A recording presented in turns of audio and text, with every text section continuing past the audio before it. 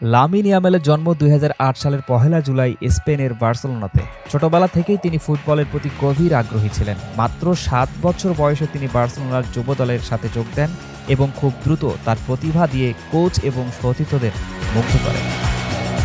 Yamal বার্সেলোনার বিখ্যাত লা মাসিয়া একাডেমিতে প্রশিক্ষণ গ্রহণ করেন।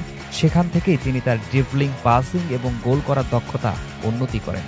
২০২৪ সালে মাত্র ১৬ বছর বয়সে তিনি স্পেনের জাতীয় দলে যোগ দেন এবং ইউরো ২০২৪-এ অংশ নেন, যেখানে তিনি তার অভিষেক ম্যাচেই গোল করে ইউরো চ্যাম্পিয়নশিপের সর্বকনিষ্ঠ গোলদাতা হিসেবে ইতিহাস গড়েন।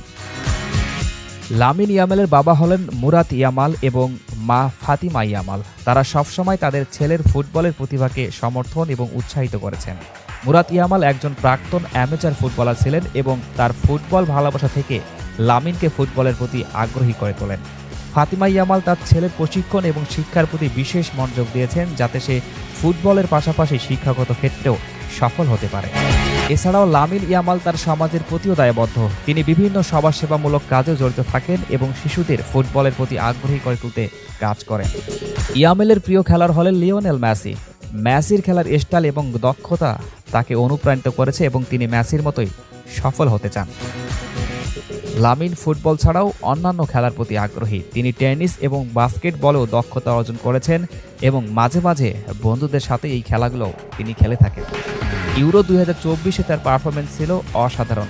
তার দ্রুততা, ড্রিবলিং দক্ষতা এবং গোল করার ক্ষমতা স্পেনকে অনেক গুরুত্বপূর্ণ ম্যাচে সাহায্য করেছে।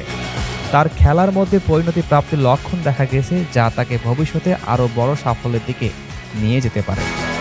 লামিন ইয়ামালের এই উত্থান আমাদের দেখায় যে কঠোর পরিশ্রম, প্রতিভা এবং সঠিক দিকনির্দেশনা একজন খেলোয়াড়কে কিভাবে সাফল্যের শিখরে নিয়ে যেতে পারে। তার শক্তি এবং দুর্বলতা নিয়ে কাজ করে তিনি ভবিষ্যতে আরও উন্নতি করবেন এবং আমাদের আরও অসাধারণ মুহূর্ত উপহার দেবেন।